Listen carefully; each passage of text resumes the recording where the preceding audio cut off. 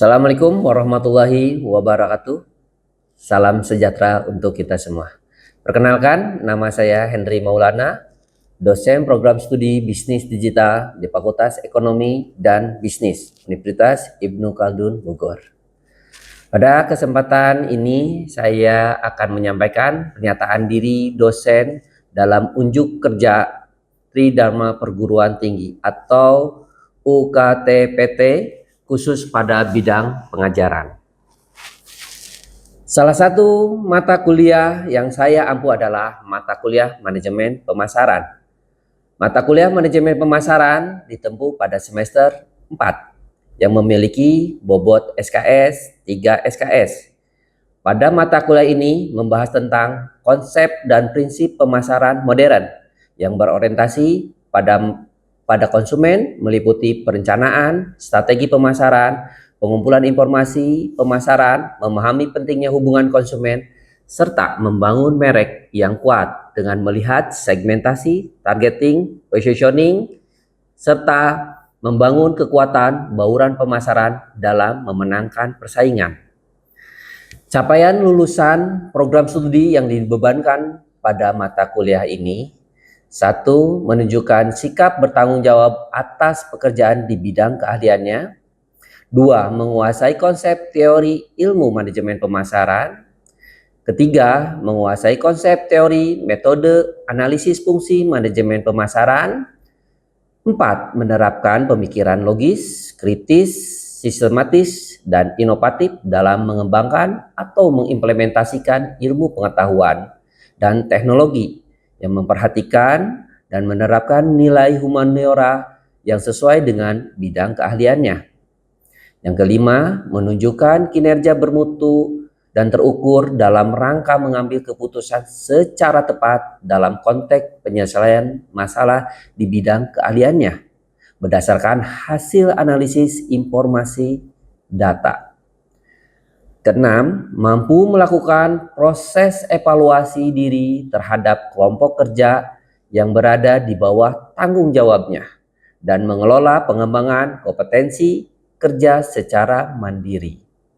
Ketujuh, mampu mendokumentasikan, menyimpan, mengamankan, dan menemukan kembali data untuk menjamin keabsahan dan mencegah peniruan. 8. Memiliki keahlian dalam merumuskan, mengimplementasikan secara manajerial. 9. Memiliki keahlian bidang pemasaran, pengembangan, dan strategi pemasaran. 10. Memiliki keahlian dalam bidang ilmu manajemen pemasaran untuk memahami kasus dalam dunia bisnis. Capaian pembelajaran yang diharapkan dalam mata kuliah ini mencakup yaitu: pertama, mahasiswa mampu menjabarkan konsep dan prinsip manajemen pemasaran. Mahasiswa mampu mengimplementasikan pemasaran dan strategi pemasaran. Mahasiswa mampu menganalisis hubungan konsumen. Mahasiswa mampu menganalisa dan mengimplementasikan merek. Mahasiswa mampu menjabarkan arti penting segmentasi, targeting, dan positioning. Berikutnya adalah mahasiswa mampu memahami penerapan bauran pemasaran atau istilah lain marketing mix. Kemudian untuk materi pembelajaran yang disampaikan pada mata kuliah ini yaitu: 1. Memahami pemasaran dalam realita baru konsep dasar pemasaran. Yang kedua, mengumpulkan data ataupun wawasan pemasaran, perencanaan dan riset pemasaran. Ketiga, pemasaran sasaran, keempat, hubungan konsumen, kelima, membangun merek ataupun branding, keenam, identifikasi, segmentasi, targeting, dan positioning. Mode perkuliahan yang diselenggarakan itu dengan menggunakan pendekatan blended learning, yaitu perpaduan antara luring dan daring. Dan metode pembelajaran yang saya gunakan adalah salah satunya adalah ceramah interaktif untuk meningkatkan motivasi dan membangun pemahaman mahasiswa. Yang kedua, diskusi kelompok, membangun kolaborasi mahasiswa dalam bekerjasama dalam tim. Dan yang ketiga yaitu case-based learning, mahasiswa diberikan permasalahan yang nyata dalam dunia bisnis, khususnya dalam bidang manajemen pemasaran. Dan saya juga mendorong mahasiswa untuk aktif, kolaboratif, sehingga mereka terbiasa menghadapi permasalahan dalam dunia nyata, khususnya di dalam dunia kerja. Dan kriteria penilaian yang saya gunakan pada mata kuliah ini adalah UTS 25%, UAS 40%, kehadiran 15%, tugas 20%. Dalam pemberian nilai pada mahasiswa, saya melakukan dengan objektif berdasarkan indikator partisipasi aktif dan ketepatan penguasaan pemahaman materi, serta kemampuan menganalisa terhadap studi kasus.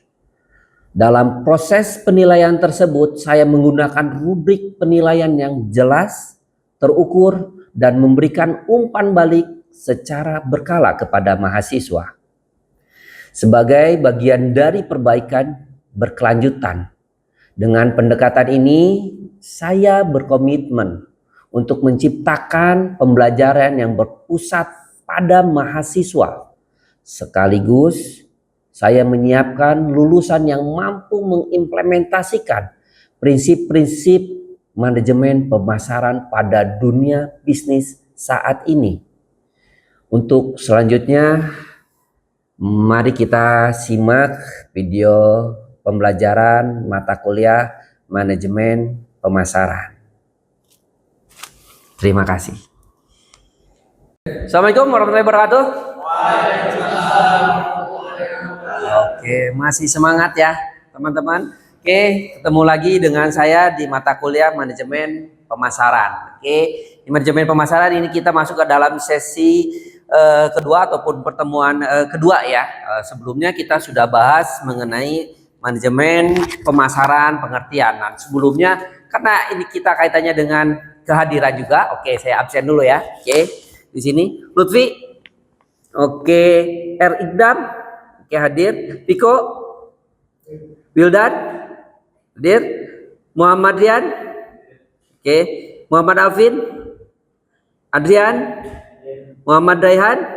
Oke, Muhammad Faisal, Abdul Malik. Oke, Aldi. Oke, alhamdulillah hadir semua ya. Oke, kita masuk ke dalam manajemen. Kita review dulu. Kemarin kita sudah bahas mengenai manajemen pemasaran. Oke. Coba diingat lagi. Apa sih sebenarnya fungsi pemasaran menurut kalian? Apa sih pemasaran itu?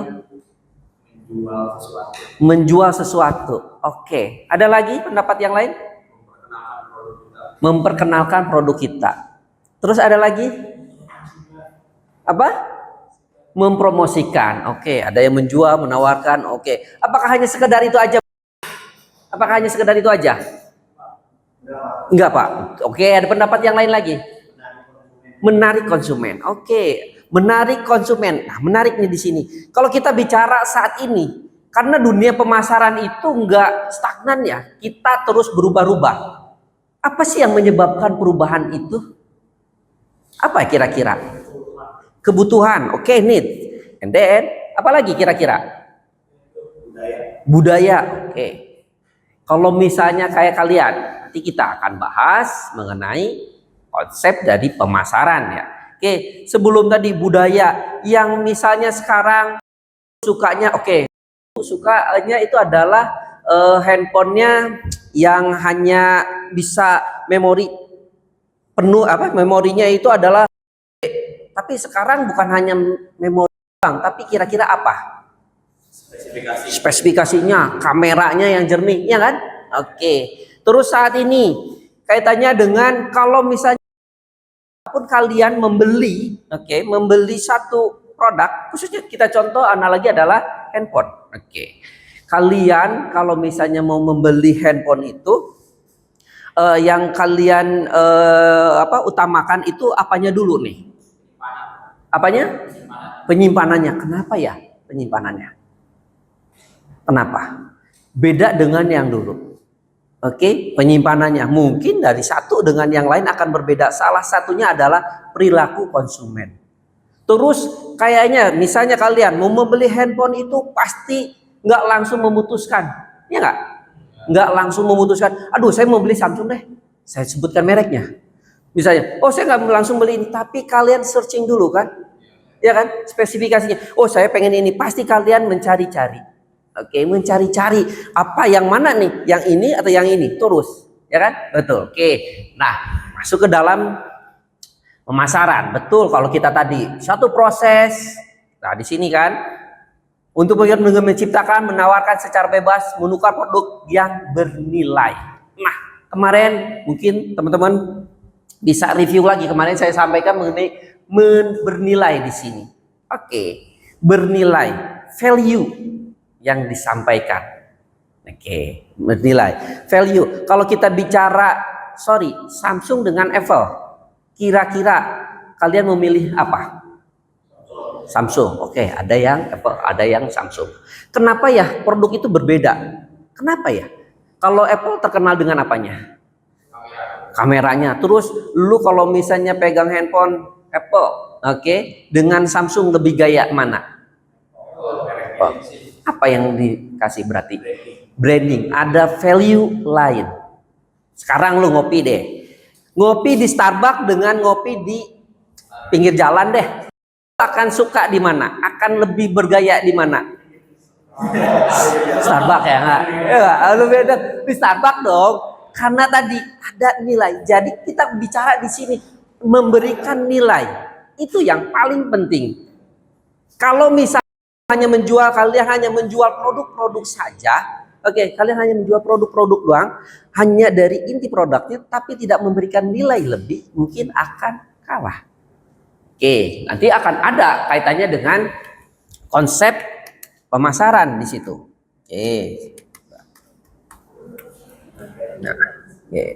Jadi tugas dari manajemen pemasaran kalian di sini mengendalikan program pertukaran menguntungkan dengan pembeli.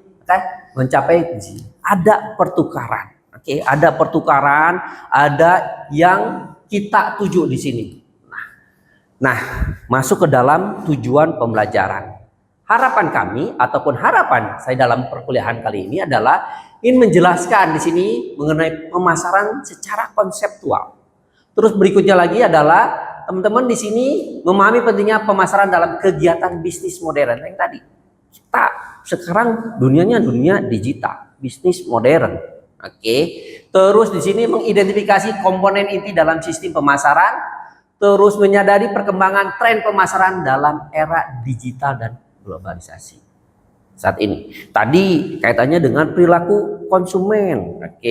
Saat ini konsumen lebih suka belinya online atau langsung? Online. Kenapa ya, bro? Mudah. Lah harganya terus sudah gitu bisa kredit ya, iya kan? Lu pasti pakai ini, bisa pakai pay later ya nggak? Ya kan? Itu lebih menarik kalau kita bicara lebih pakai pay later. Karena kenapa? Kredit. Karena itu perilaku konsumen saat ini. Konsumen yang saat ini adalah, yang penting gua gaya, bayarnya nanti belakangan. Ya kan? Kredit itu perilaku di sini. Nah, konsep di sini pertama ada pasar, sasaran, dan segmentasi. Kalau kita mau menentukan pemasaran, kita bicaranya adalah mengenai sasarannya siapa, segmennya siapa, Oke, segmennya siapa? Kita misalnya tadi saat ini teman-teman akan terbentuk dengan beberapa segmen. Contoh untuk memasarkan ke generasi apa? Ke generasi Z, oke? Ke generasi apalagi nih bedanya yang old lah, gitu kan? Akan beda bahasanya, cara menawarkannya akan berbeda, strategi yang akan diterapkan berbeda, ya kan? Itu kita bicara di sini segmentasi. Baru setelah mengsegmenkan, baru nanti akan bicara mengenai positioning, STP di situ. Positioningnya seperti apa? Contoh deh, kalau misalnya ada di sini yang masih pakai Facebook, norak banget ya Facebook. Facebook, oke. Kelahiran berapa?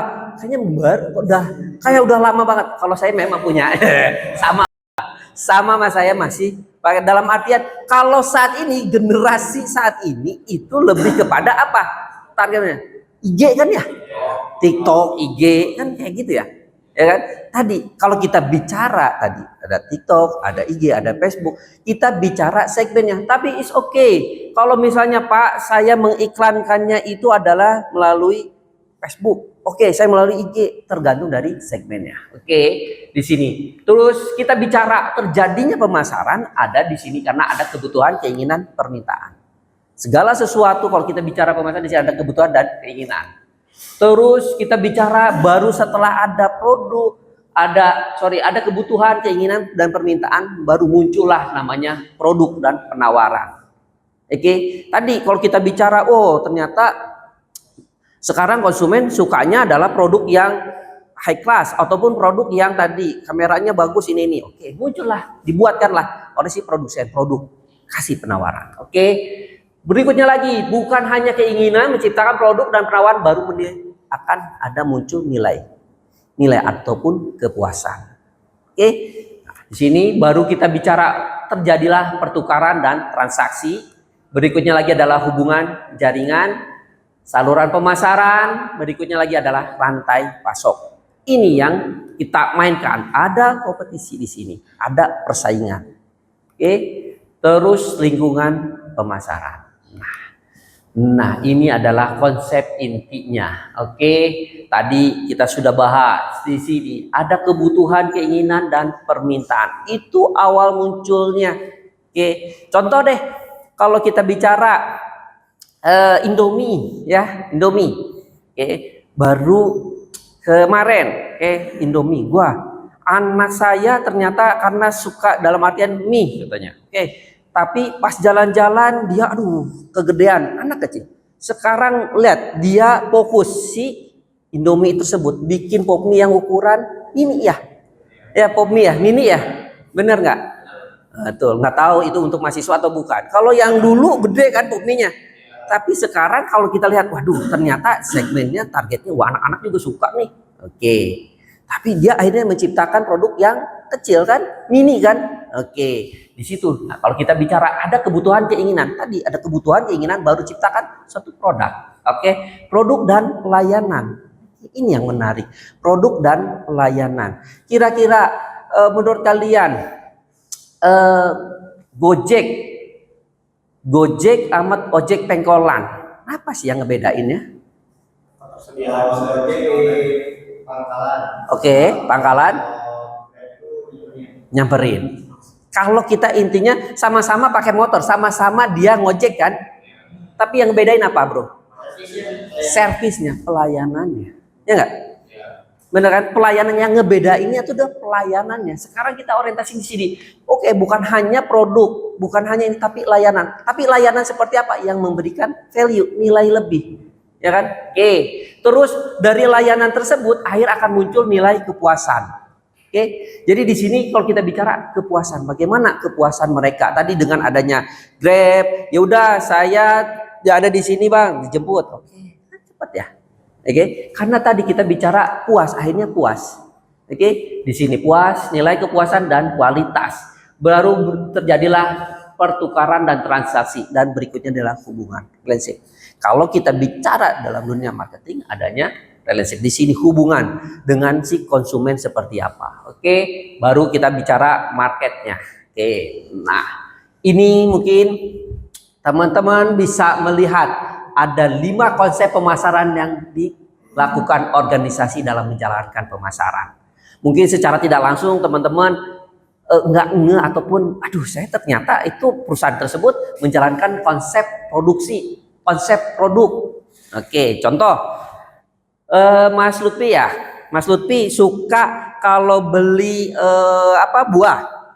buah itu apakah Mas Lutfi mendingan misalnya dikasih uang 20.000, Mas Lutfi milih yang ya udah 20.000 tapi dapatnya 3 buah, oke? 3 buah. Tapi terus berikutnya lagi, apakah Mas Lutfi kalau misalnya dikasih 20.000 dibeliin buah, misalnya buah jeruk, tapi dengan harga dengan uang 20.000 dapatnya adalah 10. Beli 10, tapi 10 rasanya asam. Yang 3 rasanya luar biasa. Mas Lutfi milih yang mana? Yang 3. Oke. Tapi gimana Pak Mensis? Oke. Terus Mas Lutfi berarti milih yang mana nih? Galau juga. Tapi saya mah nggak marah sih Pak, dengan 3 aja. Yang 3. Oke. Jadi dengan uang 20.000, dengan uang 20.000 Mas Lutfi, saya contohkan, misalnya Mas Lutfi di sini RP dikasih 20.000 ya, Mas. 20.000. Dapatnya di sini adalah 3 buah. Ini sama. Yang satu lagi di sini adalah dapatnya adalah 10 buah. Tapi kalau yang ini, nah beda nih. Yang ini rasanya manis. Yang ini rasanya beruntunglah. Yang 3 manis dan sebagian juga nggak manis, ya kan? Ya campurlah rasanya.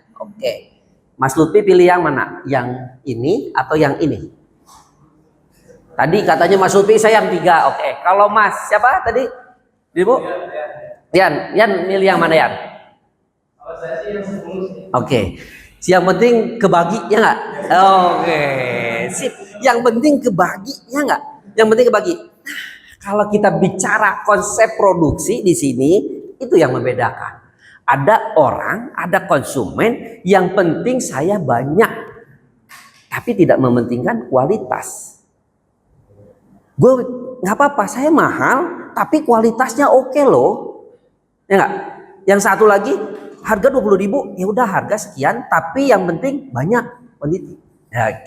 Itu di konsep produksi. Itu lihat si perusahaan akan melihat itu bagaimana caranya. Terus di sini ada konsep produk. Konsep produk seperti apa? Nanti kita akan konsep produk. Contohnya seperti apa? Konsep produk, misalnya tadi.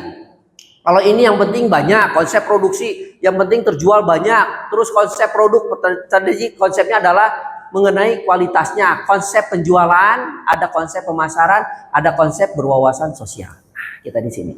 Konsep produksi di sini menyatakan bahwa konsumen akan menyukai produk yang tersedia selaras. Jadi di sini banyak nih, misalkan perhatian pada peningkatan efisiensi produksi. Jadi yang penting produk itu banyak. Yang penting produk itu banyak, selaras yang tersedia di pasaran. Tapi kalau konsep produk di sini yang penting adalah bagaimana produk itu berkualitas. Nah, konsep penjualan adalah konsep menciptakan penjualan. Jadi si perusahaan itu lebih menciptakan promosi yang besar-besaran. Penjualan yang penting penjual banyak, tapi bukan bicara mengenai kepuasan. Beda hanya dengan konsep pemasaran. Lebih pada bagaimana menciptakan nilai kepuasan konsumen. Berikutnya lagi adalah konsep pemasaran kemasyarakatan. Konsep pemasaran kemasyarakatan itu adalah tadi jualan tapi pakai styrofoam. Bagaimana? Karena ada nilai sosialnya tadi. Padahal bagus secara profit ya, tapi bagaimana untuk lingkungan dampaknya? Jadi untuk hari ini memang menarik kan? Kalau kita kupas lagi masih banyak lagi konsep produksi, strateginya seperti apa? Masih banyak lagi konsep. Jadi teman-teman nanti kita akan ketemu lagi minggu depan. Makanya tetap ini silakan mungkin dari Mas Lutfi. Yang aktif Mas Lutfi. Silakan. Gimana? Ada yang ditanyakan? Konsep pemasaran sekarang kan berarti lebih banyak ke digital ya Pak ya? Apalagi kalau misalnya kita lihat sekarang konsep pemasaran digital tuh umumnya masih pemasaran lah ya Pak. Karena udah masuk ke digital itu simpang siur lah gitu kan. Kalau konsumen tuh susah banget diaturnya gitu, bukan diatur, dilihatnya gitu kan. banyak perubahan-perubahan yang memang tidak terduga lah, lebih cepat gitu kan perubahan pemasarannya. Kalau misalkan menurut konsep pemasaran itu apa sih namanya? Gimana sih cara kita lebih apa ya namanya kalau kata ini? Beradaptasi. Oke. Era sekarang. Siap. Jadi tadi ini semua adalah konsep pemasaran di dalam suatu perusahaan. Jadi tergantung dari tadi kembali lagi segmen dan targetnya. Targetnya siapa nih? Oke, ada yang targetnya orientasinya terhadap tadi produknya, ada yang penting produknya banyak, terus juga konsepnya terhadap misalnya tadi konsep kalau kita pemasaran lebih fokus pada kepuasan. Oke, jadi kita lihat dulu tergantung dari targetnya Anda. Oke, bukan berarti digital semua, enggak. Kan ada juga segmen yang ternyata dia nggak melek digital juga tetap. Kalau misalnya tadi yang jualan di pinggiran, misalnya tukang buah, apakah memang itu pakai digital? Nah, juga. Kita lihat dulu apa nih kebutuhannya, apa targetnya siapa, segmennya siapa itu. Kita bisa mainkan ini, mainkan ini. Oke, sip, menarik kan dunia pemasaran? Oke, bisa nanti kita lanjutkan lagi minggu depan. Makanya tetap kalian kuliah lagi, oke? Kita kuliah lagi, nanti ketemu lagi di minggu depan ya, di waktu yang sama. Mungkin atau sebelumnya mungkin ada yang belum puas, karena kalau kita bicara di marketing biasanya kalau sudah tidak, misalnya waduh saya belum puas nih, oke berarti sudah kena nih. Oke, silakan, ada yang tanyakan dulu sebelum saya closing? Tidak ada? Oke, kalau tidak ada berarti nanti ketemu lagi. Simpan pertanyaan kalian, penasaran kalian untuk minggu depan ya. Oke, akhir kata billahi taufik wal hidayah. Wassalamualaikum warahmatullahi wabarakatuh.